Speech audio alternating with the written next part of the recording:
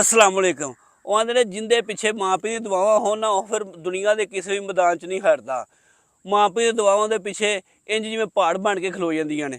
ਉਹ ਬੰਦਾ ਸੀ ਪਿੰਡ ਦੇ ਵਿੱਚ ਤੇ ਉਹਦੇ ਦੋ ਪੁੱਤਰ ਸਨ। ਵੱਡੇ ਮੁੰਡੇ ਦਾ ਵਿਆਹ ਹੋਇਆ ਸੀ ਤੇ ਵੱਡਾ ਮੁੰਡਾ ਬੜਾ ਤੇਜ਼ ਸੀ ਤੇ ਉਹਦੀ ਬੁੱਢੀ ਵੀ ਬੜੀ ਤੇਜ਼ ਸੀ। ਤੇ ਉਹ ਜਿਹੜਾ ਆਪਦੇ ਮਾਂ ਪਿਓ ਨੂੰ ਨਾ ਨਹੀਂ ਸੀ ਨਾ ਟਾਈਮ ਨਾਲ ਰੋਟੀ ਦੇਣਾ, ਨਾ ਕੱਪੜਾ ਦੇਣਾ, ਨਾ ਜੁੱਤੀ ਟਾਈਮ ਨਾਲ ਦੇਣੀ।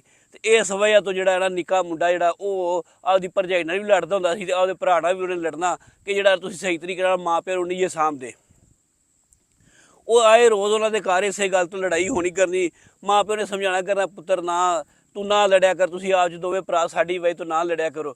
ਪਰ ਇਹ ਕਿ ਨਿੱਕੇ ਮੁੰਡਾ ਸੀ ਨਾ ਉਹਨੂੰ ਇਸ ਗੱਲ ਦਾ ਬੜਾ ਦੁੱਖ ਹੋਣਾ ਵੀ ਇਹ ਟਾਈਮ ਨਾਲ ਨਾ ਰੋਟੀ ਪਾਣੀ ਦਿੰਦੇ ਨਾ ਮਾਂ ਪਿਓ ਨੂੰ ਸੰਭਾਲਦੇ ਨੇ। ਉਹ ਜੇ ਉਹਨੇ ਪੁੱਛਣਾ ਤਾਂ ਉਹਨੇ ਅੱਗੋਂ ਵੱਡੇ ਭਰਾ ਨੇ ਨਿੱਕੇ ਭਰਾ ਨੂੰ ਆਖਣਾ ਵੀ ਤੂੰ ਨਾ ਤੈਨੂੰ ਬਹੁਤਾ ਸ਼ੌਕ ਹੈ ਤੇ ਆਪ ਕਰ ਲਾ ਤੇ ਜਾਂ ਫਿਰ ਜੀ ਕਰ ਆਪਦਾ ਵਿਆਹ ਕਰਾ ਲਾ ਤੇ ਆਪਦੀ ਬੁੱਢੀ ਤੋਂ ਲੈ ਕੇ ਕਰਾ ਲਾ। ਮੇਰੀ ਬੁੱਢੀ ਤੋਂ ਜਿੰਨਾ ਹੁੰਦਾ ਉਹਨੇ ਤਾਂ ਇੰਨਾ ਹੀ ਕਰਨਾ ਹੈ। ਖੈਰ ਜੀ ਆਏ ਰੋਜ਼ ਲੜਾਈ ਹੋਈ ਔਰ ਪਈਰੇ ਨਹੀਂ ਕਰਨੀ। ਉਹ ਇੱਕ ਦਿਨ ਉਹਦਾ ਮਾਂ ਪਿਓ ਸੋਚਿਆ ਵੀ ਸਾਡੇ ਹੁੰਦਿਆਂ ਇੰਨਾ ਲੜਦੇ ਨੇ ਤੇ ਬਾਅਦ 'ਚ ਕੀ ਕਰਨਗੇ, ਬਾਅਦ 'ਚ ਲੜ ਕੇ ਮਰ ਜਾਣਾ ਤੇ ਕਿਉਂ ਇਹਨਾਂ ਨੂੰ ਵੱਖਰੇ ਕਰ ਦਈਏ। ਉਹਨੇ ਵੱਡੇ ਮੁੰਡੇ ਨੂੰ ਸੱਦਿਆ, ਦੋਵੇਂ ਜੀ ਆਏ ਨਾਲ, ਬੁੱਢੀ ਵੀ ਉਹਦੀ ਆ ਗਈ। ਉਹਨੇ ਕਿਹਾ ਪੁੱਤਰ ਇੰਝ ਕਰੋ, ਤੁਸੀਂ ਲੜਦੇ ਹੀ ਰਹਿੰਦੇ ਤੇ ਤੂੰ ਵੱਖਰਾ ਹੋ ਜਾ। ਉਹ ਜਦੋਂ ਇੰਨੀ ਗੱਲ ਸੁਣੀ ਤੇ ਉਹਦਾ ਪਾਈ ਪੁੜੇ ਕੋਠੇ ਉਹਨੇ ਵੱਖਰਾ ਕਹਿੰਦਾ ਮੈਂ ਕਹਿੰਦੇ ਤੋਂ ਵੱਖਰਾ ਵਾ, ਸਾਰਾ ਮਿਹਨਤ ਮੈਂ ਕੀਤੀ ਬਣਾਇਆ, ਮੈਂ ਮੱਝਾਂ ਮੈਂ ਬਣਾਈਆਂ, ਘਰ ਮੈਂ ਬਣਾਇਆ ਤੇ ਇਹਨੂੰ ਇਹ ਵੱਖਰੇ ਨੂੰ ਮਾਂ ਕਹਿੰਦਾ ਅੱਜ ਦੇ ਦਿਆ। ਇਹਦੇ ਤਾਂ ਇਸੇ 1 ਕਿੱਲਾ ਪੈਲੀ ਦਾ ਆਉਂਦਾ, ਉਹ ਲੈਣਾ ਸੂ ਲਵੇ, ਨਹੀਂ ਲੈਣਾ ਤੇ ਚਲਾ ਜਾਏ, ਉਂਝ ਹੀ ਇੱਥੋਂ ਚਲਾ ਜਾਏ। ਉਹ ਜਦੋਂ ਛੋਟੇ ਪੁੱਤਰ ਨੂੰ ਪਤਾ ਲੱਗਾ ਉਹਨੇ ਆਪਦੇ ਮਾਂ ਪਿਓ ਨੂੰ ਠੀਕ ਹੈ ਕਿੱਲਾ ਆਉਂਦਾ ਨਾ, ਕਿੱਲਾ ਹੀ ਮੈਂ ਨਾ ਘਰ ਲੈਣਾ ਨਾ ਮੱਝਾਂ ਲੈਣਾ ਨਾ ਕੋਈ ਹਲ ਪੰਜਾਲੀ ਹੈਗਾ ਮੈਂ ਉਹ ਨਹੀਂ ਲੈਂਦਾ ਹੈਗਾ ਤੇ ਮੈਨੂੰ ਕਿੱਲਾ ਹੀ ਬੜਾ ਹੈ, ਠੀਕ ਹੈ ਮੈਨੂੰ ਤੁਹਾਡੀਆਂ ਦੁਆਵਾਂ ਵੀ ਬੜੀਆਂ ਨੇ।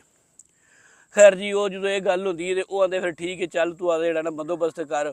ਉਹ ਘਰੋਂ ਨਿਕਲਣ ਲੱਗਦਾ ਤੇ ਕਿ ਮਾਂ ਪਿਓ ਖਲੋ ਜਾਂਦਾ। ਉਹ ਆਂਦਾ ਇਹ ਗੱਲ ਹੈ ਕਿ ਅਸੀਂ ਵੀ ਤੇਰੇ ਨਾਲ, ਜੇ ਤੂੰ ਇਸ ਘਰ 'ਚ ਹੀ ਨਹੀਂ ਰਹਿਣਾ ਤੇ ਫਿਰ ਅਸੀਂ ਵੀ ਤੇਰੇ ਨਾਲ ਜਿੱਥੇ ਤੂੰ ਰਹੇਗਾ ਉੱਥੇ ਹੀ ਰਹਾਂਗੇ। ਉਹ ਖੈਰ ਜੀ ਉਹ ਉੱਥੋਂ ਦੋ ਮਾਂ ਪਿਓ ਉਹਦੇ ਨਾਲ ਜਾਂਦੇ ਨੇ ਉੱਥੇ ਜਿੱਥੇ ਉਹਨੂੰ 1 ਕਿੱਲਾ ਹਿੱਸੇ ਦਾ ਆਇਆ ਹੁੰਦਾ, ਉੱਥੇ ਆਦਾ ਭਾਈ ਝੁੱਗੀ ਪਾ ਕੇ ਤੇ ਬਹਿ ਜਾਂਦੇ ਨੇ। ਉਹ ਅਗਲਾ ਦਿਨ ਹੁੰਦਾ ਹੈ ਤੇ ਉਹ ਆਂਦੇ ਚਲੋ ਜਿਹੜਾ ਕਿੱਲਾ ਵਿਹਲਾ ਪਿਆ ਇਹਦੀ ਕੋਈ 20,000 ਗੁੜ ਕੇ ਰੋਟੀ ਤਾਂ ਖਾਣੀ ਹੈ।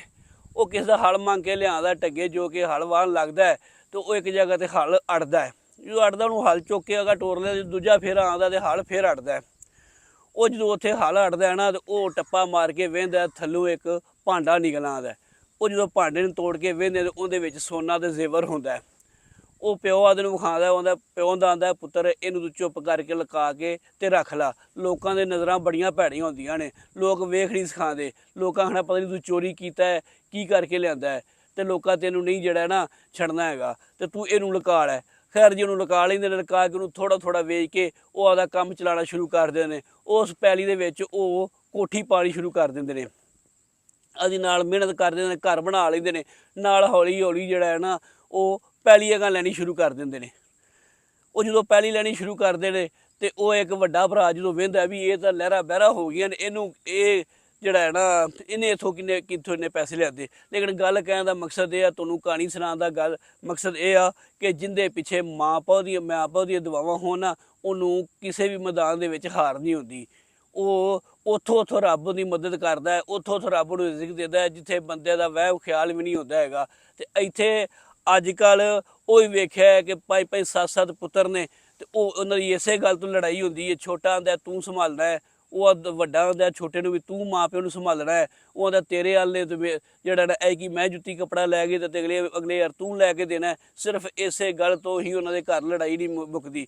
ਤੇ ਉਹ ਹੀ ਮਾਂ ਪਿਓ ਹੁੰਦਾ ਹੈ ਉਹ ਸਾਰਿਆਂ ਨੂੰ 10 ਵੀ ਪੁੱਤਰ ਹੋਣ ਤੇ ਉਹਨਾਂ 10 ਨੂੰ ਪਾਲਦਾ, 10 ਦੀ ਹੀ ਖੁਆਇਸ਼ ਪੂਰੀ ਕਰਦਾ ਹੈ। ਲੇਕਿਨ ਇਹ ਆ ਕਿ ਔਲਾਦ ਹੈ ਉਹ ਮਾਂ ਪਿਓ ਦਾ ਕਰਜ਼ ਨਹੀਂ ਉਤਾਰ ਸਕਦੀ। ਬੰਦਾ ਸਾਰੀ ਦੁਨੀਆ ਦੇ ਕਰਜ਼ ਉਤਾਰ ਸਕਦਾ ਤੇ ਮਾਂ ਪਿਓ ਦਾ ਨਾ ਉਹ ਨਾ ਕਰਜ਼ ਨਹੀਂ ਉਤਾਰ ਸਕਦੀ। ਉਹ ਸਾਨੂੰ ਹੁਣ ਦੁਨੀਆ 'ਚ ਲੈ ਕੇ ਆਏ, ਇਸ ਗੱਲ ਦਾ ਕਰਜ਼ ਨਾ ਔਲਾਦ ਉਹ ਨਹੀਂ ਉਤਾਰ ਸਕਦੀ। ਤੇ ਉਹ ਇਹ ਗੱਲ ਤੁਹਾਨੂੰ ਅਗਰ ਚੰਗੀ ਲੱਗੇ ਤੇ ਵੀਡੀਓ ਨੂੰ ਲਾਈਕ ਤੇ ਸ਼ੇਅਰ ਕਰਿਆ ਜੇ ਤੇ ਹੱਸਦੇ ਤੇ ਵਸਦੇ ਰਹੋ।